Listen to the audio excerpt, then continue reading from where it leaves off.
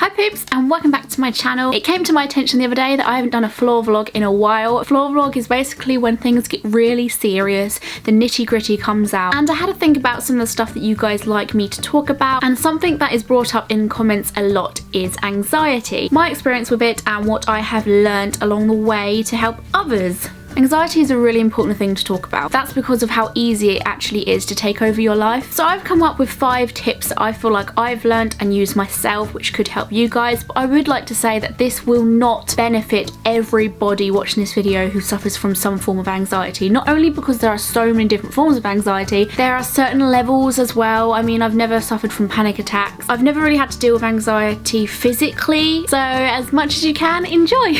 Change your environment. You need to shift the focus of your environment to help you get out of your own head during critical moments. If you're sitting, stand up. If you're standing, move. Use your body to remind yourself that you're not trapped and you are in control. There is a whole world out there beyond what's going on in your mind. Personally, when it comes to me, what I really like to do is star watch and moon watch. I know a lot of you already know this, but I'm fascinated by looking up at the stars. From my own bed, I can watch the moon because it rises and falls right by my window. And just by doing that simple task makes me realize how small and insignificant my brain is and just me as a human being is in the grand scheme of things. That might scare some people. Some people don't like feeling like that, but I do, because it makes your problem seem so small and stupid. I could be panicky about something really silly anyway. That freaking huge thing up there is staring down at millions of people, and here I am worrying about some stupid meeting I've got tomorrow. When you compare yourself to planets and stars and all this crazy stuff above us, is nothing. It's a stupid little meeting. Some other suggestions you can use which help you relax are called distraction techniques. I personally really like listening to podcasts because I feel like you can listen to what they're saying and you just kind of get lost in your own imagination. I also watch a lot of YouTube videos, which I'm pretty sure a lot of you guys do too, and that can be really helpful because you just completely get lost in whatever your favorite YouTuber is saying. You could watch TV, you could listen to music, you could have a bath, you could do some reading. And speaking of reading books, only recently I've noticed the benefits of colouring books. For example,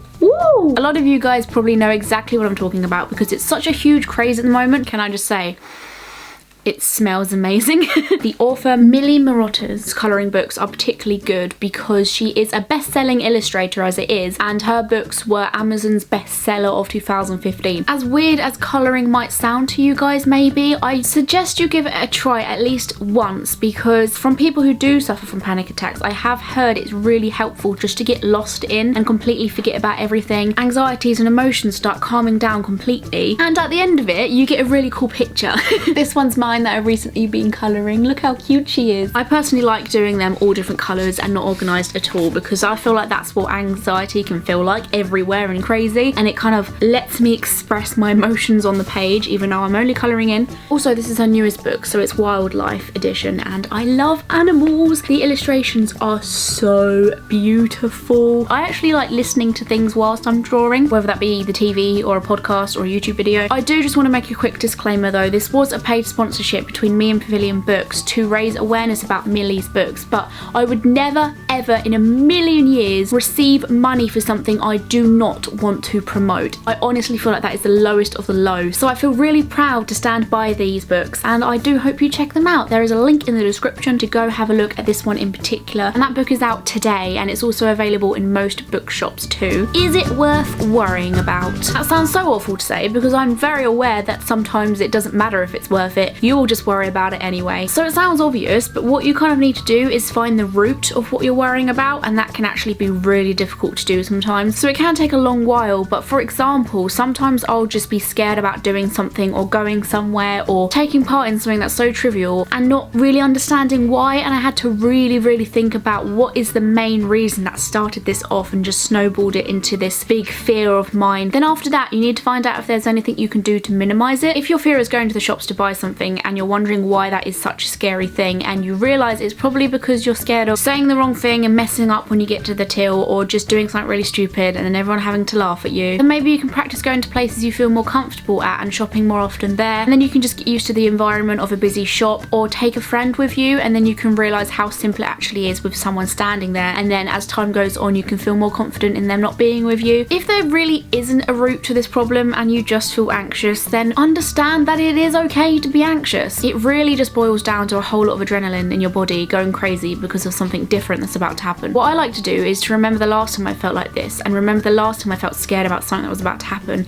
and how good it felt when I'd done it and completed it and finished it, and how amazing and incredible I felt. I felt like I could take over the world, and then I'd be like, why was I scared in the first place? Keep your mind on that moment and when you've done it before, and how you achieved it then and how you can achieve it now. My top tip number 3 is schedule your worrying time. Yes, this does sound kind of stupid, because when somebody once told me this, I did look at them as if they were stupid, but this is really handy. Most people are anxious all the time, throughout the day, throughout the night, and eventually the whole environment just gets associated with anxiety. What if you could put your worries up on a shelf and then take them down at, say, 12 p.m. for 20 minutes? Most people think, if it comes to mind, I'm going to think about it now for the rest of the day. Try realizing that the worry has cropped up, then go and write it on your worry list and put it back on that shelf and tell yourself that it can wait until worry time. The main point of doing this exercise is because it can help you regain some control and realize that often anxiety is just a very short-term thing. Also, just adding to that, after you write down the worry, I call this the 3-second rule, and as soon as you've been thinking about that thing that you've just wrote about, you need to take yourself out of the situation you're in immediately. As one of the biggest things I have ever taught myself with anxiety is not to dwell on it. It sounds obvious, it sounds like something you should know from day one. Yeah, I knew it, but I didn't really know how to do it. I knew it would work, but I thought, I can't do it. I just worry, it just happens, it doesn't stop. What I tend to do is pretend it doesn't exist, or the thing that I'm worrying about isn't actually happening, as I found myself through experimenting that I perform so much better when I haven't dwelled on something. If I have an interview that I need to go to, book the day, the time, and then forget about it for the week or so, and then when the day comes, get ready and just leave the house like you're not even supposed to be going to a meeting. Just pretend you're going to see a friend. This sounds so difficult to do, but I've got better over time with doing this,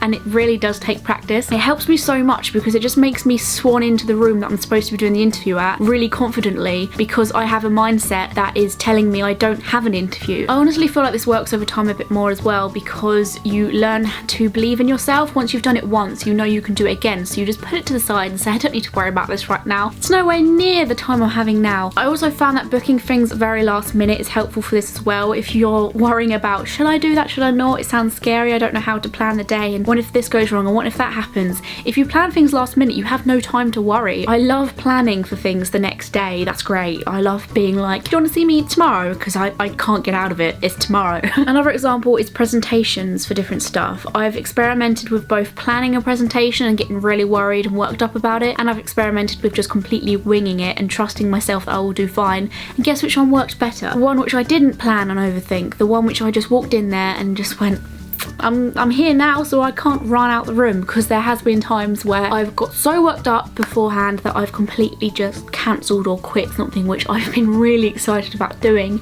because I was scared. Top tip number 4 is sigh. I sigh a lot. People would ask me why I sigh so much, and I didn't even realise I was doing it, and then it wasn't until I actually noticed I did it, I was like, why do I do it? Then I started to notice the times I was doing it, and it was often after I just remembered something that I have to do, or just something that's a bit like nerve-wracking that I have to overcome. And obviously the person in the room who's with me is like, why is she just randomly sighing? But I actually recommend this for people because it can help start a better breathing process, especially when your body is just screaming for shallow, panicky gasps of breath. Have you ever watched someone sigh? It kind of lets your shoulders down, relaxes all your muscles, and lets you expel air. So then you can start breathing more slowly. Breathing control is almost essential when it comes to anxiety, because really what anxiety is your body tensing up, losing control, and running away of itself, and that's the last thing you want to do. My last but of course not least tip tip is speak out loud. Something I've also learned in my days is to speak out loud more often and share your worries.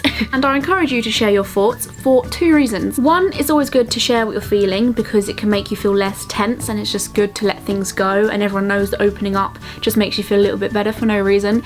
And also your friends can give you feedback, and that can be helpful sometimes. It's always good to have someone's advice in return. But the second reason is, in my opinion, the best reason. Speaking out loud can help you hear the situation for yourself, because often anxiety is really unreasonable, and it's not until you try to explain to somebody how you feel that you notice how silly it can actually sound. Maybe if you really don't want to open up to somebody, you can just talk to a camera like I am doing right now. The amount of times I've went to spoke to you guys about something that's bothering me and then deleted it because I realised how stupid it sounded out loud. You don't realise how silly your problems can really be until you hear them with your own ears. I've spoken to my best friend before, and I've started speaking about my problem and why it's bothering me, and then I'm kind of hearing myself like, wow, I have a huge case of being dramatic and I should probably just bucker up my ideas. Maybe you'll say, oh, this is a really bad problem. Hearing it as well, it's a terrible problem. But this has helped me. Once again, this is a very personal video, I'm sorry about that. But that is the end of all my tips. I really hoped it helps. If you've got any more tips to give out to people watching this video yourself, use the comment section please, because it's available for you to use and people to read. So that would be really helpful for me. Make sure you join me on all my social media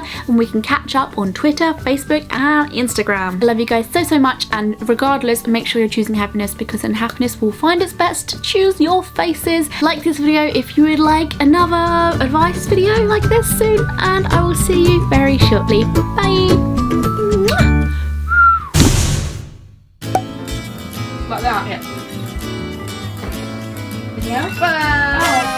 Oh, okay. Roller boot. Yeah! High five! Oh.